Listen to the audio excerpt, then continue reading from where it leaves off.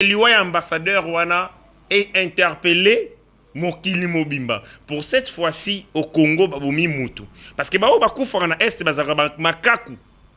Mais oui, c'est grave ndeko. Tant nazolo bayango parce que liwa ya mutu nyo sezali liwa.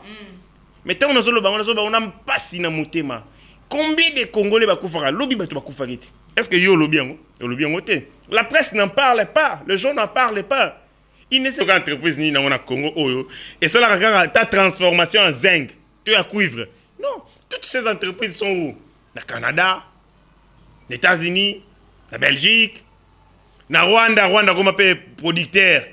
Il y a des minéraux. Oh, ils ont raté. Bon, ils ont ma dessous, mais par contre, les producteurs, il y a des minéraux. C'est-à-dire, c'est un complot international mis en place pour qu'il y ait insécurité dans l'Est. Et lors qu'il y a un gouvernement provincial du Nord, qui vous polémique, ils allaient balobi, bah yébité qu'ils qui wana.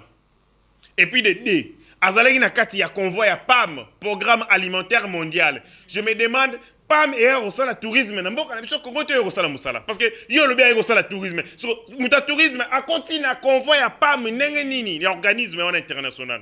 C'est-à-dire c'est pas clair. C'est sale à voir. Bato balingi Kabila fanda na Congo te pour mabele ki bazoko supporter comme on na miso na bango te. Kabila za lokola patate chaude. Omoni mbala ya moto oziyibi mbala ya moto na nzungu osimbi na maboko moto leki makasi zokoka te sundoli moto ya mabe Kabila sala bakongoli balingo simbi na maboko te balingi azala musika na bango ndinga kei ba CP balobi asali même triangle na Mobutu soki Mobutu asala triangle isocèle et pasali triangle isocèle taninga esengo moente esengwani esengot balobi akimi sona tuni nani Kabila Akimit, Kabila Akimi. Esa libino ndese makaso bien esengo nanga ke kuna azonga kutu lisusu te akendeka libela nde libela. Nabi c'est que Kabila inema ki makasi. Comment Congolais akoyo kondima ndeko na ye Congolais, ndeko ne Congolais.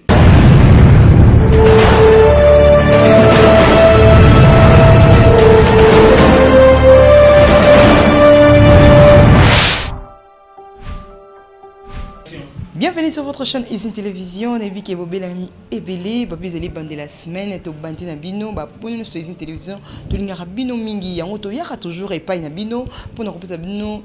Actualité au Nia Kole Kalamboka, tout l'homme qui n'a tonga na lombe les bêtis, to comme na ngambo ya est balobi ambassadeur ya Italie Atiki Mukili babi il a été assassiné. Betaim assassiné to comme tout na nini yango ya solo et mimaki eti kuna et puis akoma kuna lolenge kani poete ala na itawana. Bon, to kopesa bino toujours suite information dans enquête à malamu pe malonga ya solo ko salama pour tika toujours entre rapport kopesa bino to komeka susu ko lobela awa dans la semaine actualité merci ko lobela le premier ministre Sam Lukonde to ko lobela ngona moko to na kati ya plateau oyo to komeka ko beta sous sujet au ya voyage ya babengi le président honoraire Joseph Kabila Kabange na bongo na ko tomber toujours semaine et là mon na balinga Usine Télévision semaine et là mon papa chéri mon papa d'amour Cléo Kaleo semaine et là mon arrache la carmen balobi arbitre ya terrain pas za kiwana na plateau na biso mo connaît le babi lende le dali kitoko mingi mais to ko lo bambango te to ko ke wana poto yamba o ya biso invité spécial ya lundi ya le poto ko lo ba sujet o misa to tangele bino na kombo ya héritier Ngashi à qui j'ai dit bonjour héritier. Bonjour Madame Jocelyne Moussao, merci pour l'invitation nayo. Na pesimbote na kuluto angai l'arbitre azalika nzinga na biso. Na pesimbote na ndeko Rachou la caramel. Pe na pesimbote à des milliers de Congolais comme ça au bazaka scotché branché na ba programme na bino ya la télévision, mais aussi na bandeko nyonso bazo soutenir biso na ba losambo, la prière. Ba message pe ba message des félicitations d'encouragement na même ba OEP ba finga rabiso les alika ba congolais na biso to mesana contradiction parce que contradiction de beauté à démocratie pour okoko zala na maele o leki batunyo soteka yomoko oyo zali nango mais ne balobaka na français on a toujours besoin d'un plus petit que soi donc oyo suki mususa koza na maele koleka yo yango moni ba contre des arabiso mais ma fingande ezalaka malamu mingi te parce que ça ne fait pas avancer la démocratie. Ndeko Ngashi to ko kemba mongo to meka mpeko sima tu ya to la mkle na tongo mbele beti ba photo e ko circuler wana to ko singa de donner maweja e sura ko balancer biso ba photo wana ko mona ba photo e ko circuler ambassadeur italien aki ko kufa na est ya mboka étant qu'analyste politique, ou analyser le lion néni parce qu'il y a autre qu'on le bit peuple à lobby, il faut là que ça faut pas mon ami Kana ou akenda qui n'a pas de là que mikana mission atamula qui n'a mutu kezanga qui drapeau donc n'habité yo peta que mon lobby politique sur kolobani ko analyser ni na fait au commune à Kinshasa. Avant na coma sur les circonstances où entouré liwa ambassadeur, na noté liboso qui Kokufa, il y a un ambassadeur dans le territoire étranger et ça a une incidence diplomatique. Là, il faut que le bayango, incidence diplomatique. Est-ce que bandeko babomi ambassadeur wana ba ciblé parce que bayebi que Félix Tshisekedi Azali, président de la République démocratique du Congo, président de l'Union africaine, et à ce titre, Azali interlocuteur ou interface par rapport à l'Union européenne, n'a pas été nyonso oyo il y a Occident, il y a Orient. Je me dis, est-ce que Azali acte de sabotage pour que ternir davantage l'image il y a Congo, paix à président Félix. Je me dis, ceux qui va sali yango bongo va réussir. Azali bien, bien pourquoi? Parce que l'UA ambassadeur Wana est interpellé Mokili Mobimba. Pour cette fois-ci au Congo babomi mutu. Parce que bao bakufa na est bazara makaku. Mais oui, c'est grave. Tant on a zolo bayango parce que l'UA mutunyo c'est zali l'UA. Mais tant on a zolo bayango on a pas si na mutema. Combien de Congolais bakufa lobi batu bakufa giti? Est-ce que yo lobi yango? Yo lobi yango te. La presse n'en parle pas, le journal n'en parle pas. Il ne se passe un seul jour sans que ndeko nanga moko kufa na est. Eza la bato ya awa, eza la presse, fait ça la musala ya malamu pour ko relayer l'information, pour ko éveiller conscience nationale et ça la rayangote. Communauté internationale ba sala ka eloko te bazali bouche bée. Pona nini ba o ba kufaka baza bandinzi. Baza ba makaku. Mais loko mutu akufi lelo na tongo. Yo tuninga question. Ambassadeur ya kufaki lobby akufi lelo na tongo. Ba tu ba comprendre que na este Moutaouche okufa moko, c'est grave. Bomo ignoso ezali bomoi. Chaque vie ezali sacrée. De la même manière qu'un ambassadeur, oui, parce qu'il y a une immunité étant qu'ambassadeur, mais ça reste une vie comme vie nangai.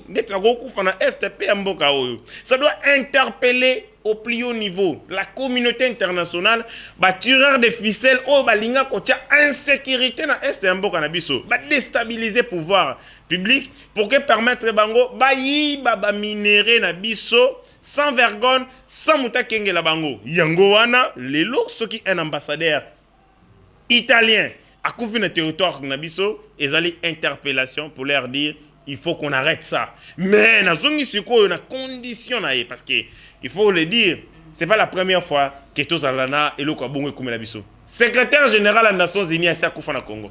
Adaya na Congo. Adaya, je dis un secrétaire en fonction. Il y a les Nations Unies comme les équipes Boutros Boutrali. Adaya na Congo. Lelo ambassadeur a confié pour na Congo. Bango mutu ba tiaka instabilité, ba to tia moto. Mboka zala epela pela moto pour bon baïba parce que coltan yeso yoka entreprise moko na Congo et transformera coltan en produit fini zala raten yeso yoka entreprise ni na Congo oyo et ça la ta transformation en zinc tu as cuivre non toutes ces entreprises sont où na Canada, les États-Unis, la Belgique, na Rwanda comme pays producteur. Il y a des minéraux, oh ils ont raté. Bon, ils ont ma dessous, mais par contre, les producteurs, il y a des minéraux. C'est-à-dire, c'est un complot international mis en place pour qu'il y ait une insécurité dans l'Est. Comme ça, frontière na biso la poreuse. Ils ont le droit de toilette. Ils ont le droit de nenga lingi, abimi nenge ya lingi. Parce que lelo, na ba géo bandeko basala dans le biti que ba italien. Na bi na ba géo bandeko basala complot international contre les Congo. Moko ya bango akufi mutu moko akufi lelo ambassadeur akufi na pesa condoléances bon si na pesa ambassadeur condoléances na gouvernement italien pour ambassadeur bongo bandeko bakufa ki lobby na pesa bon condoléances nana kundaka bango nana yokela bango souci nana yoka compassion na babobo moyezo kende on sent que lokola mutu akufi azo représenter 1000 congolais et on débat ba lobeli. Donc, un blanc représente 1000 Congolais. Ce qui est ambassadeur à Koufi, tout un blanc. Et ça, quand tu es ambassadeur, pour nous, parce que c'est un ambassadeur de Salibrouille. Non. ate ezalaki kaka mundele ya pamba bato balingi balobela ngo makasi. Mais quand le Congolais meurt, pourquoi on n'en parle pas? Et ça, là, tu pas cité pour nani. Et scandalisera biso te pour nani. Ora, tu vas couvrir na est, à côté, tu vas la baba, c'est comme si la vie ne représentait plus rien. Une banalisation de la vie. Oh, ça doit nous interpeller. Par contre, Mboka, interpeller. Par contre, la communauté internationale, batika hypocrisie na bango sur la question de l'Est. Parce que c'est qui s'abisso, mais na si ma bazo betabisso taper dans mon dos. Non.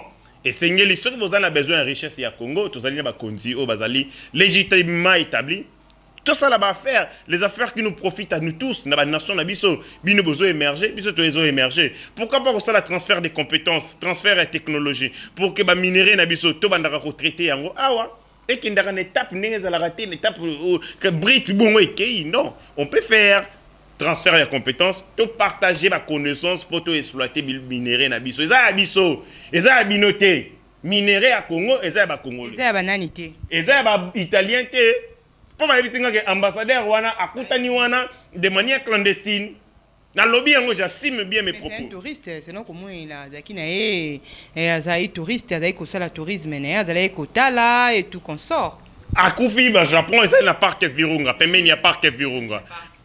Un ambassadeur qui est accrédité, il faut d'abord vérifier est-ce qu'il est accrédité. Parce que quand tu es accrédité dans le Bokanabiso, aux autres alliés requérants, aux autres représentés, nation, et Singeli, un baïba, que vous allez sur place. De, bakondi à l'État, bazala informé sur tes mouvements. Mais dès lors que ngana yoki gouvernement provincial Nord Kivu polémique ezali balobi, yebite kazala kiwana. Et puis de azala na kati ya convoi ya PAM, Programme alimentaire mondial. Je me demande PAM et au la tourisme na mboka na biso Congo te au sala musala parce que yo lobi au sala tourisme. So muta tourisme a continue na convoi ya PAM ndenge nini, l'organisme international. C'est-à-dire, c'est pas clair. C'est sale à voir. Comme si, est-ce que, Namituni, est-ce qu'ambassadeur, on a un loi, bah, miyibi, ou te bayara na Congo clandestinement, bino organisaye, aye na Congo, kosala musala na ye, akoma na ye djema, ye ba minere, ne to mona ka ba soldat mususa Monisco, mutu ka Monisco, sali accident, na kati ozo mona minere. To mona yango na mboka wo. Minere na kati. Ah!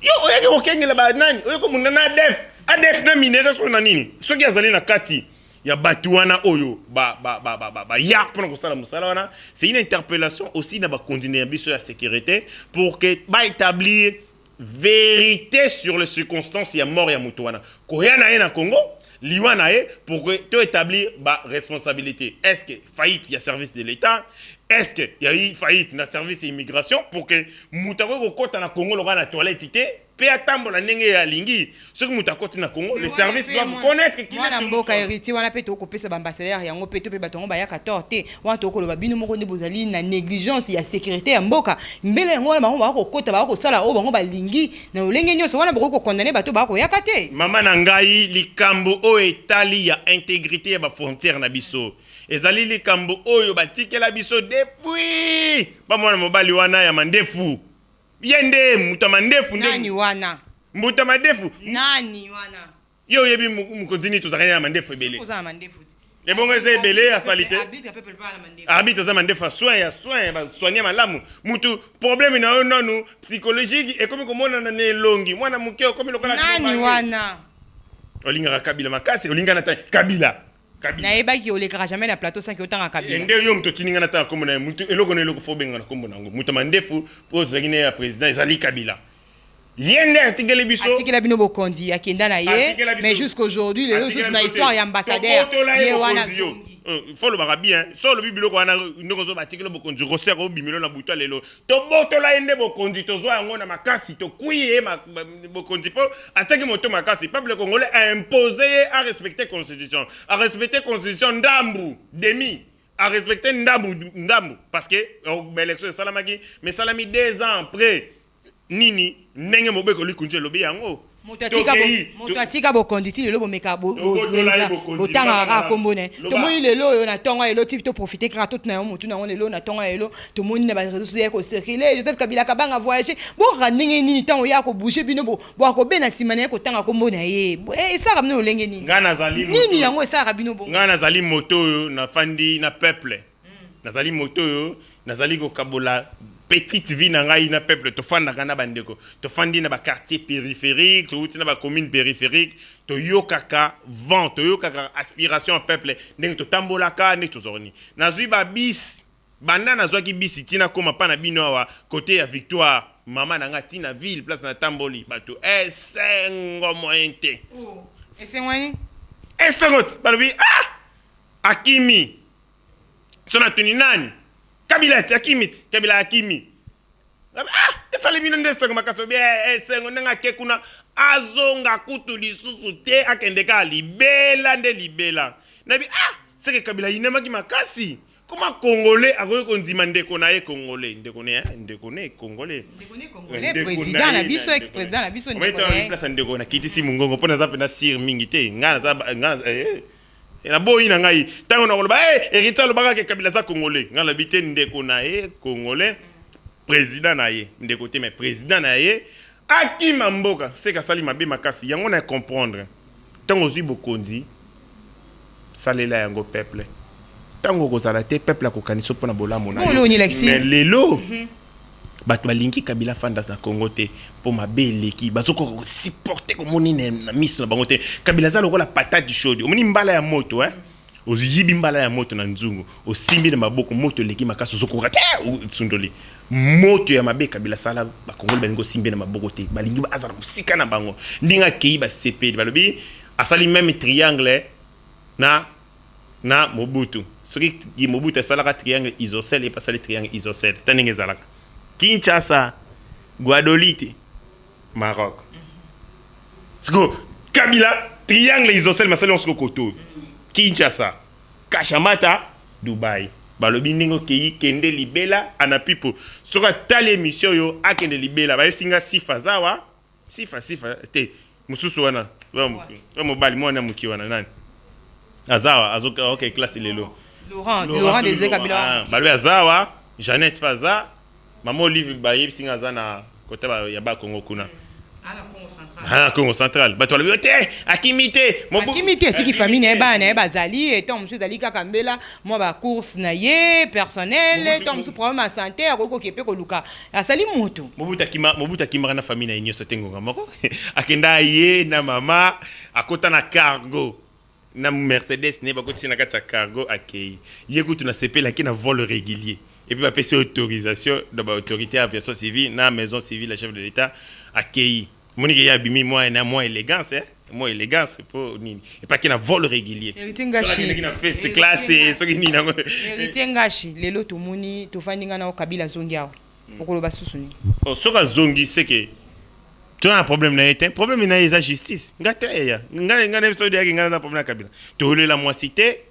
Tofanda risika morote ya ndo kufanda kuto na GLM côté na iba barrière na kono kuta na ndekini ndika muni na za mais lika muni za gouvernance tango zalaki mokonza mboka ba fausse commune ebele tango zalaki mokonza mboka ba rosi ba perdant ndeko na bango ba boma na masasi tango ya zalaki mokonza mboka Thérèse Kapanga la kufa tango zalaki mokonza mboka abomi ba entreprise publique ya l'état yena Olive ba sali ba entreprise kaka na modèle ya entreprise ya l'état babomi Olive azaka pe ministre ati na mboko ya to banza malamu azaka na eka mwasi ya mokonzi mais yo yebi ki tombo za na ba ONG na ye ko sala makambo na ye yo ko indexer nino ko bakisa azambongo wapi azambongo wapi nyaza iko futama ale na mbongo wana nde mutu asali ba affaire nyoso minene ndoko sala wana mobali ndeko ko futama salaire kabisa combien un pays où le salaire du président de la République n'est pas connu. Et ça, là, tabou, le sexe des anges. Babeta les solo ngote. Soko beti amukamate. Ya. Nga mutu na pese bo konzi, nga chef na yo. Na yeba to gagnera combien na sima na musala na tindeli yo. Salaire Kabila na yebite. Bon po yebisa maman Olive. Maman Olive contrairement à maman Denise. Maman Denise azana ONG d'une fondation. Bozo mona nenga zo sala appel à financement. Ya batuba ya ko sunga. Batuba ye. Basili si basali audit.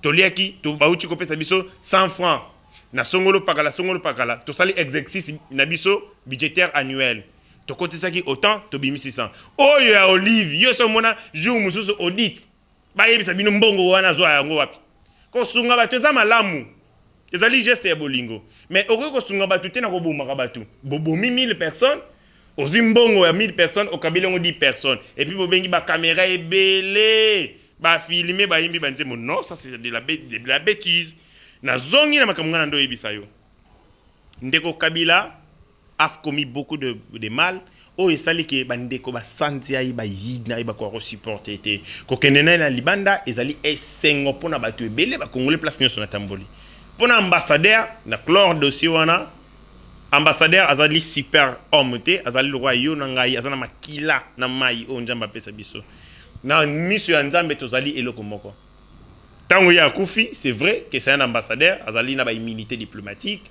mais koyana ye na Congo et si kawana a se retrouver de manière frauduleuse pour l'état a assurer sécurité na yo foyer ba kozawana pour ba kengela nzinzité ba kengela rapé mu PPT ba kengela moto ba kengela niama oyo zali komona l'état congolais yebaki te ambassadeur aza ya yebi ambassadeur aza na Italie tanga kufi l'état comme kufi ndao oyaki banda mo colonie c'est qu'il faut tout seul enquête. Comment est-ce que le service va être défaillant pour que batika mutata mu territoire congolais?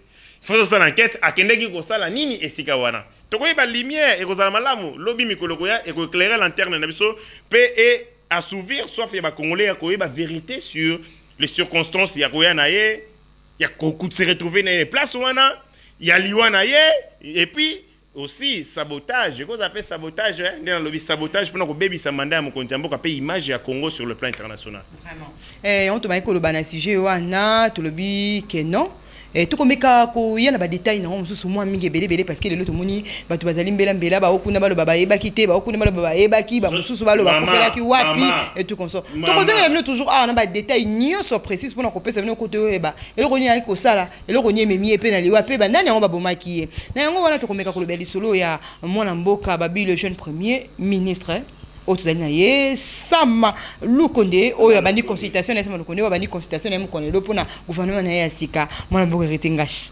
parce que tu obi ke ozaki na ministre ozali ko banda déjà na moto o déjà mokonza mboka pesi biso ne to ko salela ngali likambote mokonza mboka azali à la différence nde yango na kopie bisa pe mokonza mboka kozala loka Kabila te Kabila ya azalaka soko yeli ka document loka alinga akotanga te atali kabu wandeni atanga kati bisinya sinati asinya katanga kata mokonza mboka tango ba koyelo po to yibike cabinet na yo wana ba aventurier pe baza ebele cabinet na yo wana ba aventurier baza ba comédien pe baza li ebele quand un dossier tombe sur votre table tala yango zwa tango ya kotala yango malamu soki ozali na tango ya kotala yango te en vertu ya ba fonction ozali nango ba haute charge aux occupés pesa moto ya confiance na cabinet na yo atala yango malamu cabinet yo solo bi batamalam bazali te aluka su moto kuna na katika na cabinet na lobi bango nyonso te bazali ba aventurer pe bazali ba tusu so ba parvenir pe bazali mutu muso moni bene yake rilo côté bazali et c'est normal les ali travail ya moto ezali na imperfection okoki komona héritier nga solo ba minga zo kwa collaborer na TV lobi ko sala mayele. Mais au PCA, beaucoup de gens qui sont la responsabilité à moquer, à décevoir confiance. Et ça n'a pas tout, à décevoir confiance à mon compte. Vous allez belé péwana. Et belé, à décevoir confiance na ye. Na rotangi la yango babilo que belé. Service où est la présidence, où est la makambouya, ya citoyenneté, ceux qui sont golo, ceux qui pas kalawana. Na mona musaba sala raté à part ba fiche, à part ba bâti la bateau. Vous devez changer l'homme. Ou reprogrammer l'homme congolais na rotangi la pancarte. Pancarte n'aime te changer. Faiblesse en termes de conception même il y a idée cette idée conception non est allée faible qu'on changer l'homme congolais c'est qu'on changer intégrité naie qu'on changer dans son intégralité dans son ensemble à travers l'éducation à travers la formation et c'est ngeli makambo ya citoyenneté Kabila boma yango ezalaka enseignement primaire tout ça na citoyenneté bakabola yango croyant que il faut changer la mentalité à l'homme congolais mais ça faillit ndenge moni les services services mususu bateau ya lutte contre la corruption au président de la République Tchara bangumoko cité affaire ya corruption, il y a banque, il y a nini. Quand des gens ont bazali censés veiller sur la corruption, il faut bazala incorruptible, il faut bazala quoi santu. C'est pour le bas à l'eau, santu, mais bas à santu. Ça veut dire irréprochable. Mais tant que vous avez confiance dans Osala Moussala et Makasi Bongo, mais c'est une possibilité pour marquer au côté de l'histoire. Pour te rendre compte que l'homme anti-corruption, mais c'est son mais il y a ça veut dire que le président de la République, comme un homme, peut se tromper dans ses choix. Il y a un choix au président de la République à se tromper qui? Correction, faut salama. En limogeant certaines personnes, oh, la présidence, tu vas ton pamba, bazo ça le komorote. Comment beta ba tour. Bato ba cop. Bato ba cop, c'est belé. Kamé. Wana ba document libanda. Ah, kuna bazo engagé, bazo luka batu boy. Donc comment cop né, on peut ça 10%, la 5%. Ba trafic d'influence, pamba la, mtako tambolote, ngana solo la rabia na président Jama Kabundu. Oh ngai na Augustin Kabuya ndé bureau, biloko ndé to lingiki. Nga pire petit à Eberand. Buzo to bien tout le monde na biso ba petit avec Berand biso donc ngai pona compte la présidence française la petit Berand ce qui l'état congolais le président de la république a moni compétence na ye ezali na mwana songolo ezali na mututel française la petit Berand ba favoritisme on a to boya yango na régime ya Kabila il faut te privilégier compétence muto akoki muto akoki ko apporter quelque chose pour la construction ya mboka ata azalaka muto na binote bozuye bopesiye responsabilité. Nazoki na ngamba Sama Lokonde. Ba bisinga Sama Lokonde a 43 ans, a jeune. C'est bien. Mais il n'est pas le premier jeune yamboka o. Parce que Lumumba zalaki jeune. A côté na Bokondi na bomwana avant que tout Sama Lokonde. Sama côté na 43 ans, mais Lumumba est entré dans la trentaine, 31. Joseph Kabila, a comment président de la République na Janine 29. Est-ce que jeunesse indé zali solution à problème à Congo? Non. Problème, la solution au problème à Congo, c'est les compétences. Mayele, Bolingo ya Congo. Nous avons des gens intelligents, mais tant qu'on va continuer la casquette ya politique, bah comme bah sendi, limbisanga, mais bah sendi. Des gens qui n'ont ni conscience, bah réfléchir, bah comme le bah monstre, bah vampire scientifique. Tout ça na professeur dans la droit constitutionnel, alors bah régime nabiso politique, et c'est régime primo ministériel. Toganga. Bana droit baganga profit autriché baganga ouais professeur Nabino prof nanga Boshab Boshab go prof abi régime na biso za régime primo ministériel parce que peut ça ba compétence belé na premier ministre que le président de la République toganga prof consigne moi na moko agronomie a étudier constitution a ABC nani Boshab la boza lokuta nana no mara premier ministre.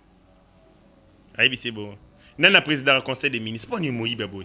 So, prof, t'as le niveau ya papa wana, t'as le niveau ya sommité scientifique à représenter, t'as la politique n'engagé commissaire Moussendi.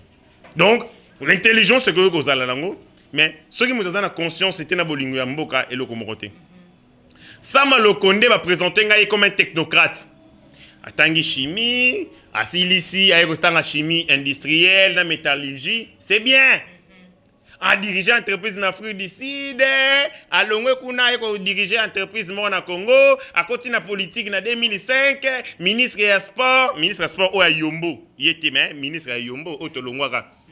Tu as gagné, tu as gagné tous les cas, tu as gagné la finale, Kabila Yeko qui est na Gabon, Yombo Tolongwe. Na ye, et là on a émis na Sama Lokonde yangwana. Kabila Kogo les héritiers. Tu présenter Moutou comme un technocrate, une très bonne chose.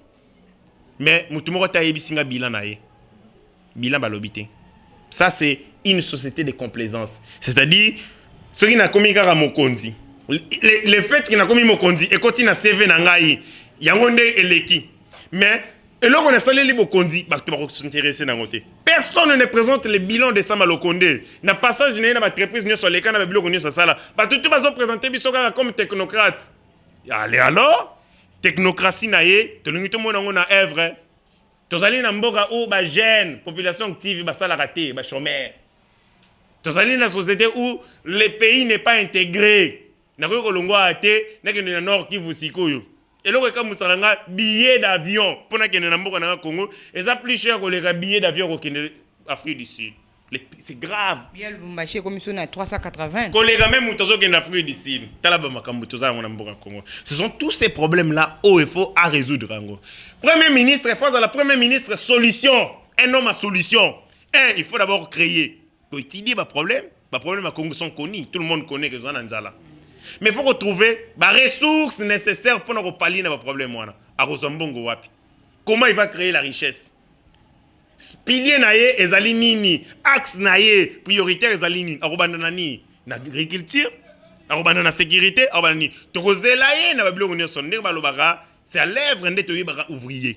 Biso to considérer que choix ya président de la République ezali choix ya mutu. O eko appelle imperfection, o eko tiape o tie confiance nous na mutu ma décevoir yo. Mais yango ça ça malokonde atala ba problème ya peuple congolais. Azali à la croisée à chemin. Koto, problème du peuple congolais, il y a un koto. Tokuta ni sena na kati a relevé des défis ba problème ba Congo pas kota na histoire par la grande porte. Contrairement à papa o échouera na NCC, ba tindele biso ye pa Kabila, aye koto yo libungu tulu. Tindenga bimi ngana tel ko yeba ta réalisation mo gouvernement ya ilokamba. Merci beaucoup Eritinga Shi, to komi bongo na suka ya tranche na biso, to bité peuple congolais akanga nini atikana nini na mutu ya Eritinga Shi na ba. Si je ne le mo kona lelo. Ya liboso na lobi pona makambo ya arresta liwa ya premier ya ambassadeur. Le service de sécurité est démontré faillite nango, ceux qui a contacté de manière illégale. Alors c'est que laxisme est ça la maki. Mais de deux, et que vous allez stratégie à besoin de ternir l'image du Congo parce que au moment où le président où le Congo a occupé fauteuil, il y a présidence, il y a Union africaine, que Congo va boma encore un ambassadeur dans Mboka Nabiso. C'est peut-être pour saboter l'image du Congo et du président de la République. De trois, ezali lususu interpellation pour na mokili mobimba na tireur de ficelle nyonso oyo balinga rotia insécurité na est Mboka na biso pour ba profiter malicieusement na ba richesse na biso lelo oyo akufi soki pona bango ezali muta liboso akufi po ba o bakufa avant ezaka ba sendi ezama bankaku ezaba ndinzi alors et interpeller bango po muta uti ko kufa kuna azali mutu na bango azali pena mutu au vrai sens selon bango pour que tu trouver ba solution de manière définitive. Communauté internationale atika hypocrisie vis-à-vis du peuple congolais. Par rapport au Premier ministre, Naïbisi Azala l'homme de solutions, Azala Moutaba problème. Les problèmes du Congo sont très grands. Nous avons besoin d'un homme, il y a capacité, il y a hauteur, il y a aux ambitions, mais aussi il y a un problème du peuple congolais. Un bon manager qui pourrait d'abord identifier les problèmes, créer des ressources pour retrouver des solutions, mais aussi Moutou Oyo a repéré sa peuple congolais espoir, na sourire. Pour nous clôturer l'émission Oyo, na ABC, na yoki choix, il y a candidat, il y a sénateur Bahati au niveau du Sénat, un choix, je trouve, à mon avis, judiciaire, mais il y a un choix, que Bahati est un tribaliste. Et là, on a tout lingi, on a s'entourer quand on a bande de nord qui vous, et ali biloko photo dénoncer. Tango zibo konzi, et sengeli, mettre en avant compétence. Compétence c'est ça quand on a sa famille peut faire une compétence et l'autre peut faire une compétence et aller formation ce que vous allez former attends ça vous nord qui vous pas ça c'est que c'est que malamu et te ko tabana na yo batata mwasi na yo ba mama leki na yo ezali malamu te. Et enfin je demande au peuple congolais de continuer à avoir de l'espoir derrière Vision Mokonzi, président de la République Tshisekedi, parce que nous avons pour la première fois un homme Oyo Azali dévoué, Azali passionné pour le peuple congolais. Moutou o a s'illustré, contrairement à la politicienne, nga na yeba Mobutu na coup d'état. Kabila na yebi na coup d'état na Moyibi. Ok? Mais Félix Tshisekedi nga na yebi na combat ya peuple congolais. Na yebi na bolingo pour le peuple congolais. Et du coup, c'est une opportunité historique au Esengeli to capitaliser pour que elongo la mboko na gouffre et ezongi sa mboka na kati ya rai. Koure ezalité, mai ezalité. Mokonzi mboka DG a SNEL, DG a régie des autres. C'est la nini batumba bango. Gouvernement, tant borokota et l'oraliboso régie des autres SNEL. Merci beaucoup Eritingashi. Merci beaucoup Eritingashi. Merci beaucoup aux fidèles téléspectateurs Disney Télévision. Merci beaucoup à mon invité vraiment disponibilisé ton aïe malgré l'occupation aïe. Merci beaucoup. La caramel. Quand on parle de Rachou la caramel, nous vont directement correcteur News Télévision pour comprendre invité dans le Bama Minga. Et merci beaucoup à mon frère qui est derrière la caméra aujourd'hui, Madou Maouja qui est un peu absent. Merci beaucoup à l'équipe équipe. Et oui, accompagné qui biso journée à l'élo. Merci beaucoup. Nana Kosenga mino toujours beau partager l'émission. Namino nobaka mino toujours. Ba remarque namino on est blé nanga mikono sto do kutana. Mikolo mikoya. Merci. À la prochaine.